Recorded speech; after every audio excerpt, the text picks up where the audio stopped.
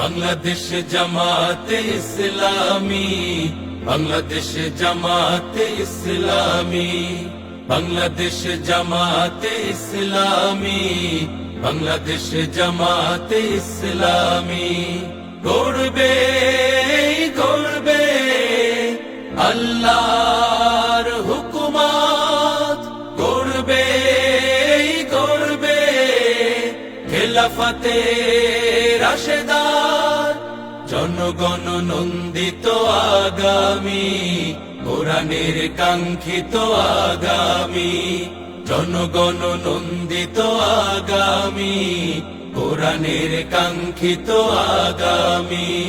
বাংলাদেশ জামাতে ইসলামী, বাংলাদেশ জামাতে ইসলামী, বাংলাদেশ জামাতে ইসলামী, বাংলাদেশ জামাতে ইসলামী।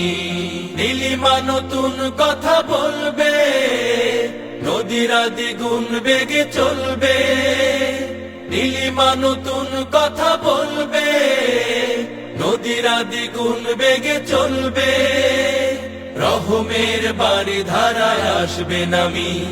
বাংলাদেশ জামাতে ইসলামী, বাংলাদেশ জামাতে ইসলামী, বাংলাদেশ জামাতে ইসলামী, বাংলাদেশ জামাতে ইসলামী। আসসালামু আলাইকুম ওয়া রাহমাতুল্লাহ। আলহামদুলিল্লাহি রাব্বিল আলামিন, ওয়াসসালাতু ওয়াসসালামু আলা রাসূলিহিল কারীম ওয়া আলা আলিহি ওয়া সাহবিহি ওয়া আহলি বাইতি আজমাইন।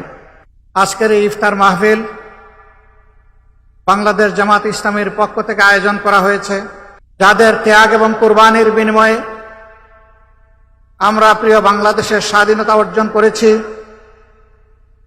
এবং 2024 সালের 5ই আগস্ট, যেটাকে 34 জুলাই বলা হচ্ছে, যাদের সীমাহীন ত্যাগ এবং কুরবানির বিনিময়ে আমরা একটি নতুন বাংলাদেশ পেয়েছি। আমি এই যুগ যুগ ধরে যারা দেশ এবং জাতির জন্য, দ্বীন এবং ইসলামের জন্য শাহাদত বরণ করেছেন, তাদের সকলকে গভীর শ্রদ্ধার সাথে স্মরণ করছি। এই সাথে যারা জাতীয় মুক্তির জন্য লড়াই করতে গিয়ে আহত হয়েছেন, পঙ্গু হয়েছেন, আমি তাদেরকে গভীর শ্রদ্ধার সাথে স্মরণ করছি। মহান রবের দরবারে আহত এবং পঙ্গু ভাই বোনদের পূর্ণ সুস্থতা কামনা করছি। সম্মানিত সুধীমণ্ডলী, আমরা খুবই কৃতজ্ঞ, আমরা অভিভূত যে আপনারা আমাদের দাওয়াত কবুল করে আপনাদের মূল্যবান সময় কুরবানি করে এখানে এসে হাজির হয়েছেন। এর ঋণ পরিশোধ করার শক্তি আমাদের নেই।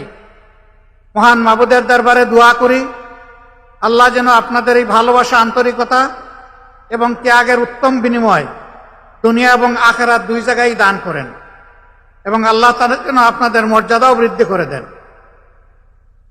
সম্মানিত সুধীমণ্ডলী, প্রিয় দেশের স্বাধীনতার এক এক করে 53টি বছর কেটে গেল। এর মধ্যে ক্ষমতার অনেক হাত বদল হয়েছে।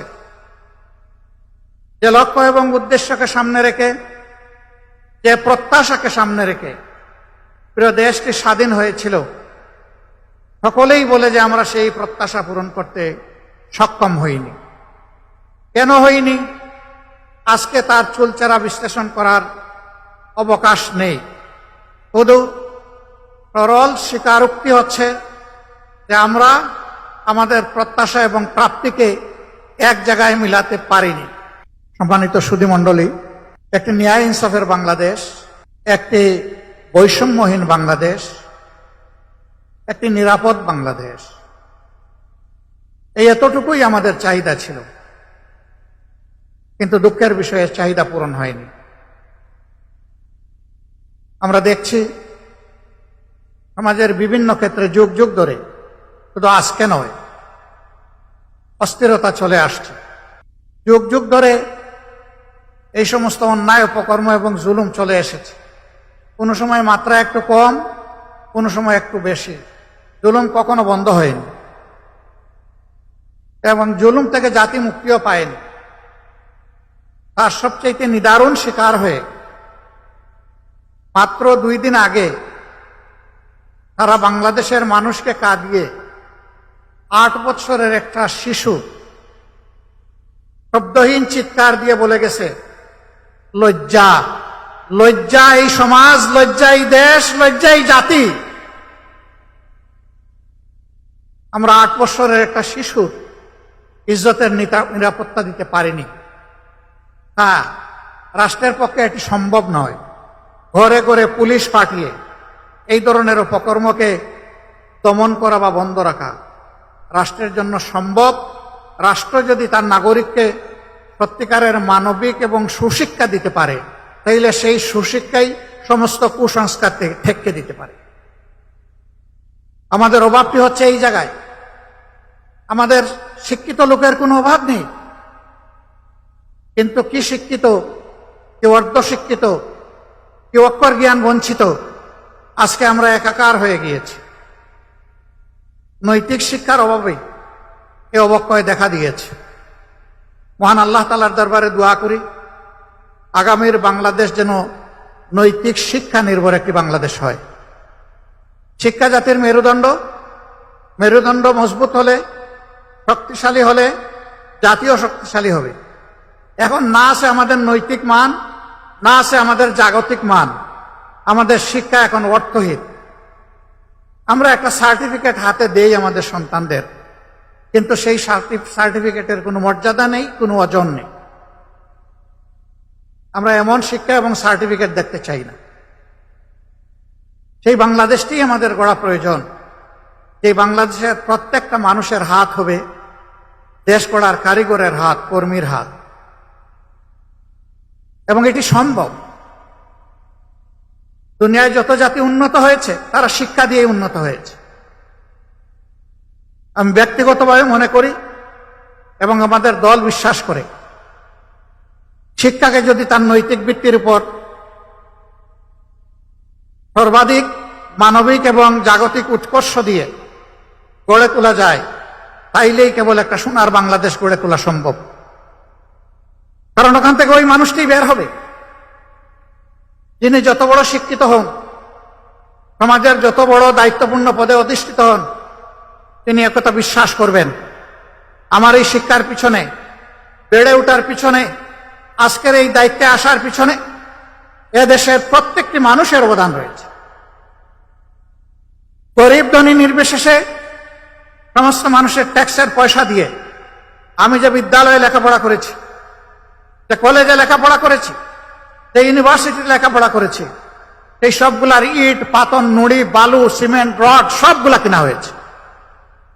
মিস্ত্রির হাত লেগেছে ওই ট্যাক্সের টাকা দিয়ে।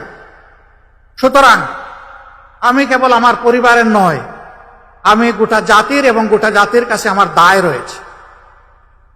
এই অনুভূতি যখন নাগরিকদের মধ্যে পয়দা হবে, তখন কারো অধিকার আর কারো দ্বারা লঙ্ঘিত হবে না।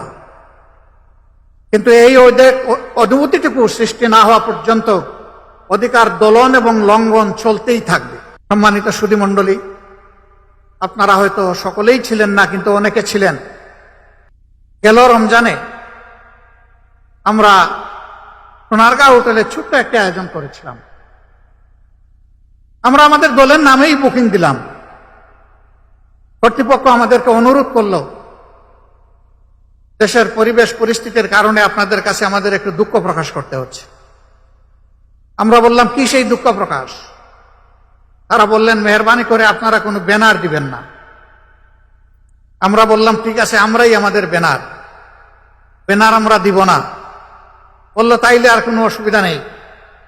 আমাদের ইফতার মাহফিল শুরু হওয়ার 3 ঘন্টা আগে পুলিশ পাঠিয়ে দিয়ে বলা হলো, আপনারা ইফতার মাহফিল করতে পারবেন না। আমি তখন আমার বাসা থেকে সোনারগাঁও হোটেলে যাওয়ার পথে আমার সহকর্মীরা জিজ্ঞেস করলেন, কি করব? আমি বললাম, আমাদের যারা দাওয়াত পেয়েছিলেন তারা কি এসে গেছেন? বলে যে হ্যাঁ, তাদের অনেকেই এসে গেছে। আমি বললাম যে তাদেরকে বলে দিন আমাদের মেহমানরা এসে গেছেন, পারলে তোমরা বের করে দাও, আমরা কাউকে এখান থেকে বিদায় দিতে পারবো না এবং আমি আসছি। আল্লাহ যেন সেই পর্যন্ত আমাকে হায়াত দেন আর আপনারা অপেক্ষা করেন। আমি যাওয়ার পরে জিজ্ঞেস করলাম, আমাদের অপরাধ কি? বলে যে স্যার, আপনাদের কোনো অপরাধের বয়ান আমরা দিতে পারবো না, আমরা প্রচন্ড চাপে আছি। আমি বললাম, সেই চাপটা কে দেয়? ওই যে উপর মহল থেকে। আমি বলি যে আমি কোনো উপর মহল মানি না, এটা আমার নাগরিক অধিকার। আমি কোনো অবৈধ পার্টি নয়, আমি কোনো নিষিদ্ধ পার্টি নয়, আমার এখানে অধিকার রয়েছে। আমার অধিকারের বলে এখানে আমরা আজকে দাওয়াত দিয়েছি মানুষকে, আর সেই দাওয়াত কবুল করে লোকেরা এসেছে। আমি শুধু অতীতের ফ্যাসিস্ট বাংলাদেশের একটি ছোট্ট উদাহরণ আপনাদের সামনে পেশ করলাম। এই ছিল আমাদের বাংলাদেশ। আমরা 13.5 বছর আমাদের কেন্দ্রীয় কার্যালয় সহ আমাদের সারা দেশে শত শত কার্যালয়ের একটাও আমরা খুলে কাজ করতে পারিনি। সবগুলা কার্যালয় আমাদের বন্ধ রাখা হয়েছিল। আপনারা জানেন, এক এক করে আমাদের 5 জন শীর্ষ দায়িত্বশীলকে তৎকালীন আমিরে জামাত সহ অত্যন্ত নির্মমভাবে পাশবিক কায়দায় মিথ্যা অভিযোগে তাদেরকে বিচারিক হত্যার মুখোমুখি করে ফাঁসিতে ঝুলানো হয়েছে। আরো 6 জনকে জেলের ভিতরেই মৃত্যুর দিকে ঠেলে দেওয়া হয়েছে। আর একজন মৃত্যু যন্ত্রণা কাঁধে নিয়ে, ঘাড়ে নিয়ে, বুকে নিয়ে তিনি এখনো বেঁচে আছেন। তিনি আমাদের ভাই এটিএম আজহারুল ইসলাম। বাংলাদেশের মুসলিমরা মুক্তি পেয়েছে 5ই আগস্ট, কিন্তু আমার ভাই আজহারুল ইসলাম এখনো মুক্তি পাননি। আমরা এই পাথর এখনো বুকে বহন করে চলছি। আইনের পেশ দিয়ে কেনই বিলম্ব আমরা বুঝতে পারছি না। আমরা চাই যাদের উপরে জুলুম হয়েছে তাদের একজন মানুষের জন্য আর জেলের ভিতরে না থাকে, এবং সেই সাথে অবিলম্বে আমাদের ভাইকে যেন সসম্মানে আমাদের বুকে ফিরিয়ে দেওয়া হয়। সম্মানিত ভাইরা, শুধু 11 জন দায়িত্বশীল নেতা নন, শত শত কর্মী নির্মমভাবে তাদেরকে হত্যা করা হয়েছে। অসংখ্য যুবককে থানায় ধরে নিয়ে থানার মেঝেতে শুয়ে পায়ে বন্দুক ঠেকিয়ে গুলি করে তাদের পা বিচ্ছিন্ন করে দেওয়া হয়েছে, হাত কেটে ফেলা হয়েছে, 2 চোখ তুলে নেওয়া হয়েছে, ঘর বাড়ি থেকে তাদেরকে তাড়িয়ে দেওয়া হয়েছে, গুম করা হয়েছে, চাকরি থেকে বিতাড়িত করা হয়েছে, ব্যবসা বাণিজ্য তছনছ করে দেওয়া হয়েছে, বোলডোজার দিয়ে আমাদের নেতৃবৃন্দের ঘর দুয়ার ভেঙে ছাতু বানিয়ে ফেলা হয়েছে। আমরা সেই কষ্টগুলা বুকে বহন করে চলছি। শুধু কি আমরা না, গোটা জাতি। সরকারের বিরুদ্ধে যাদেরই অবস্থান ছিল, ফ্যাসিবাদের বিরুদ্ধে যাদেরই অবস্থান ছিল, এই সমস্ত রাজনৈতিক দল, উলামায়ে কেরাম, প্রতিবাদী কণ্ঠ, সাংবাদিক বন্ধুগণ, কাউকেই তারা ছাড় দেয়নি। সকলের উপর তারা জুলুম করেছে, সবাইকে খুন করেছে, সবাইকে অপদস্থ করেছে, সবাইকে অপমান করেছে, লক্ষ লক্ষ মামলা দিয়ে কোটি মানুষকে বারবার জেলের ভিতরে নিক্ষেপ করেছে। আমরা চাই এই অন্ধকার যুগ, আওয়ামী জাহিলিয়াত আর বাংলাদেশে ফিরে না আসুক। আফসোস, এই দলটি দেশের সব কিছুর তারা ঠিকাদারি গ্রহণ করেছে। বাকি সবাইকে চোখ রাঙিয়ে কথায় কথায় বলতো অমুক দেশে তমুক দেশে চলে যাও। না, আমাদের হাতে কোনো ভিসাও তুলে দেয়নি, আর কোনো টিকিটও দেয়নি, কিন্তু প্রায়ই আমাদেরকে শাসাতো, সবাইকে, সারা জাতিকে। আল্লাহর কি ইচ্ছা, এখন কোনো কিছুর প্রয়োজন নাই। পিছনের দিকে তাকানোরও সময় ছিল না, দুপুরের ভাত খাওয়ারও সময় হয়নি। দেশ ছেড়ে তারাই বরঞ্চ চলে গিয়েছে। আমরা যাব না কোথাও। এদেশ আমাদের প্রিয় দেশ, এটি আমাদের জন্মভূমি। আল্লাহ তাআলা এখানে আমাদেরকে পয়দা করেছেন। এই দেশ ছেড়ে পালানোর আমাদের কোনো প্রয়োজন নেই। এই দেশ ছেড়ে যারা তারাই পালাবে যাদের এই দেশের প্রতি ভালোবাসা এবং দায় নেই। যাদের ভালোবাসা এবং দায় আছে তারা বুকে গুলি নেবে, কিন্তু দেশ ছেড়ে পালাবে না ইনশাআল্লাহ। 24-এর এই গণ বিপ্লবের পর যে নতুন বাংলাদেশ গড়ার সম্ভাবনা আমাদের হাতে ধরা দিয়েছে, আমরা দল, ধর্ম, জাতি নির্বিশেষে সকলের কাছে আহ্বান জানাই, আসুন জাতীয় স্বার্থের জায়গাটায় আমরা এক হয়ে যাই। আমাদের মতের ভিন্নতা থাকবে, মত পার্থক্য থাকা এটা কোনো অপরাধ নয়, বরঞ্চ এটি একটা গণতান্ত্রিক সমাজের সৌন্দর্য। আমাদের মত পার্থক্য যেন মত বিরোধে রূপান্তরিত না হয়। আমরা মত পার্থক্যকে ওয়েলকাম করি, কিন্তু আমরা মতবিরোধ চাই না। আমরা যার যার জায়গায় যার যার নীতি পলিসি, দেশকে গড়ার আমাদের স্বপ্ন এবং পরিকল্পনা আমরা জাতির সামনে তুলে ধরব। জাতি যারটা গ্রহণ করবে, যার প্রতি জাতির ভালোবাসা আস্থা তৈরি হবে, সেই দলকেই, সেই জোটকেই আগামীতে জাতি তাদের দায়িত্ব দিয়ে সেবক হিসাবে বাংলাদেশের দায়িত্ব তাদের হাতে তুলে দেবে। এই জায়গাটায় আমরা সকলে সম্মান প্রদর্শন করি। একটা জায়গায় আমরা সকলে একমত যে গত 15.5 বছরে বিশেষ করে সংবিধান সহ এবং সাংবিধানিক প্রতিষ্ঠানগুলো, রাষ্ট্রীয় প্রতিষ্ঠানগুলোতে যে জঞ্জাল তৈরি হয়েছে, তার কতিপয় জিনিস অবশ্যই পরিষ্কার হওয়া উচিত। এই জন্য সকলে আমরা একমত, এখানে কারো কোনো দলমত নির্বিশেষে দ্বিমত নেই যে কোনো সংস্কারের প্রয়োজন নাই। আমরা সবাই বলছি সংস্কার প্রয়োজন। কতটুকু প্রয়োজন সেটা নিয়ে হয়তোবা মত পার্থক্য থাকতে পারে, কিন্তু সংস্কার যে প্রয়োজন এই ব্যাপারে কোনো মত পার্থক্য নেই। আমরা মূল থেকে একটি কথাই বলে এসেছি, আমরা বর্তমান সরকারকে যৌক্তিক সময় দিতে চাই এই সংস্কারের জন্য। যৌক্তিক সময় মানে অযৌক্তিক সময় কাটানো নয়, আবার যৌক্তিক সময় মানে চাপ দিয়ে হুড়াতাড়া করাও নয়। যৌক্তিক সময় হচ্ছে এ কাজের জন্য, মৌলিক সংস্কারগুলোর জন্য যেটুকু সময় প্রয়োজন আমরা সরকারকে সেইটুকু সময় দেওয়ার পক্ষে। ইতিমধ্যে সরকার প্রধান জাতীয় নির্বাচনের ব্যাপারে কিছু কথা তিনি জাতিকে বলেছেন। আশা করি অবিলম্বে তিনি বিষয়টা আরো স্পষ্ট করবেন, তাহলে জাতি এই ব্যাপারে আরো আশাবাদী হবে, আরো আস্থাশীল হবে এবং নিজেদের নির্বাচনী পরিকল্পনা সাজানোর সুযোগ প্রত্যেকটি দল পাবে। আমরা এটা আশা করি। প্রিয় দেশবাসী এবং সুধীমণ্ডলী, বাংলাদেশকে গড়ার একক দায়িত্ব কোনো দলের নয়। বাংলাদেশকে গড়ে তোলার দায়িত্ব 18 কোটি মানুষের। কিন্তু 18 কোটি মানুষ কিভাবে করবে? তাদের তো একটা পথ লাগবে, রাস্তা লাগবে। সেই রাস্তাই হচ্ছে বিভিন্ন পলিটিক্যাল স্টেক হোল্ডার্স বা দলগুলো। তাদের মাধ্যমেই জনগণ সংগঠিত হয় এবং তাদের আস্থা, তাদের ভাবনা জাতীয় জীবনে তারা তুলে ধরে। রাজনৈতিক এই দলগুলার কাঁধে এখন গুরুদায়িত্ব বর্তিয়েছে। 53 বছর যেভাবে জঞ্জাল নিয়ে আমরা চলেছি, আগামীতে আমরা যেন একটা জঞ্জালমুক্ত সমাজ গড়ে তুলতে পারি, সেইভাবেই সকল রাজনৈতিক দল এবং জোট তারা কর্মসূচি পরিকল্পনা সাজাবেন আমরা আশা করতে চাই। আমরা এমন একটি বাংলাদেশ চাই, এই বাংলাদেশে আসিয়ারা আর 18 কোটি মানুষকে কাঁদাবে না। আমি আজকেই জানতে পারলাম, এটা আমার জানার সীমাবদ্ধতা হতে পারে, বরগুনায় 12 বছরের একটি মেয়েকে, একটি হিন্দু পরিবারের একটা মেয়েকে ধর্ষণ করা হয়েছে। ধর্ষকদের বিরুদ্ধে বাবা মামলা করেছেন। আসামিরা এই 2-3 দিনের ভিতরে মামলা করার সাথে সাথেই বাবাকেও খুন করেছে। এ কোন বাংলাদেশ? এই বাংলাদেশ তো 18 কোটি মানুষ চায় না। এই পশুত্বকে বদলে দিয়ে আমরা একটা মানবিক বাংলাদেশ চাই এবং আমরা বিশ্বাস করি মানুষ যদি আল্লাহকে ভয় করে, মানুষ যদি আল্লাহকে ঠিকমতো ভয় করে, তাহলে মানবিক বাংলাদেশ গড়ে তোলা সম্ভব।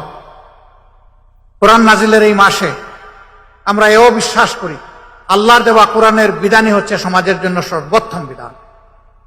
এই বিধানের ভিত্তিতেই আগামীর মানবিক বাংলাদেশ গড়ে উঠুক, সেই প্রত্যাশা ব্যক্ত করে আবারও আপনাদের প্রতি কৃতজ্ঞতা জানিয়ে আমার কথা এখানেই শেষ করছি। আসুন প্রভুর দরবারে আমরা হাত তুলে দোয়া করি, প্রিয় দেশের জন্য, নিজেদের জন্য। আলহামদুলিল্লাহি রাব্বিল আলামিন, ওয়াসসালাতু ওয়াসসালামু আলা রাসূলিহিল কারীম ওয়া আলা আলিহি ওয়া সাহবিহি ওয়া আহলি বাইতি আজমাইন। রব্বানা যালামনা আনফুসানা ওয়া ইল্লাম তাগফির লানা ওয়া তারহামনা লানাকুনান্না মিনাল খাসিরিন। ربنا تقبل منا إنك أنت السميع العليم وتب علينا يا مولانا إنك أنت التواب الرحيم. اللهم أجرنا من النار، اللهم أجرنا من النار، اللهم أجرنا من النار، اللهم إنك عفو كريم تحب العفو فاعف عنا। আয় রব্বুল ইজ্জত, আয় আরহামার রাহিমিন, আমরা সবাই গুনাহগার মওলা, সম্ভবত সবচেয়ে বড় গুনাহগার আমি আল্লাহ। হে আল্লাহ, তুমি আমাদেরকে ক্ষমা করে দাও। আয় আল্লাহ, রমজানের এই ক্ষমার 10 দিন, আজকে তার 4র্থ দিবস। আয় রব্বুল আলামিন, আজকের দিনে তুমি যাদেরকে ক্ষমা করে দিবে তাদের মধ্যে আমাদের নামগুলো তুমি লিখে নাও মওলা। আয় আল্লাহ, চিরজীবনের জন্য আমাদেরকে ক্ষমা করে দাও। আল্লাহ, বিশ্বাস করি আমাদের গুনাহ খাতা, আমাদের নাফরমানি পর্বত সমান, কিন্তু তোমার ক্ষমার কোনো সীমা পরিসীমা নাই। এই অসীম আল্লাহর কাছে আমরা হাত তুলেছি, রাব্বুল আলামিন তুমি আমাদেরকে ক্ষমা করো। আয় আল্লাহ, আমাদের শহীদ পরিবারগুলোকে ক্ষমা করো। আয় আল্লাহ, শহীদদেরকে শাহাদাতের পূর্ণ মর্যাদা দান করো। আহত পঙ্গু ভাইদেরকে, বোনদেরকে তুমি সুস্থতার নিয়ামত এনায়েত করো। ইয়া রাব্বুল আলামিন, ইয়া আরহামার রাহিমিন, তুমি আমাদের দেশের প্রতি রহম করো। আয় আল্লাহ, তুমি শান্তির ফয়সালা নাজিল করো। আল্লাহ, একটি মানবিক বাংলাদেশ আমাদেরকে গড়ে তোলার তৌফিক দান করো। আয় আল্লাহ, জাতীয় ইস্যুতে, জাতীয় স্বার্থে আমাদের পুরা জাতিকে তুমি ঐক্যবদ্ধ করে দাও। আল্লাহ, সব ধরনের ফেসিবাদের বিরুদ্ধে এই জাতিকে মাবুদ মজবুত প্রাচীর গড়ে তোলার তৌফিক এনায়েত করো। আল্লাহ, আজকের এই মজলিসে যাকে তোমার মায়া লাগে, যাদেরকে তোমার পছন্দ হয়, তার এবং তাদের উসিলায় তুমি আমাদের দোয়াকে কবুল করে নাও। রব্বানা তাকাব্বাল মিন্না ইন্নাকা আনতাস সামিউল আলিম ওয়া তুব আলাইনা ইয়া মাওলানা ইন্নাকা আনতাত তাওয়াবুর রাহিম। সুবহানা রাব্বিকা রাব্বিল ইজ্জাতি আম্মা ইয়াসিফুন ওয়া সালামুন আলাল মুরসালিন ওয়ালহামদুলিল্লাহি রাব্বিল আলামিন। আসসালামু আলাইকুম ওয়া রাহমাতুল্লাহি ওয়া বারাকাতুহু।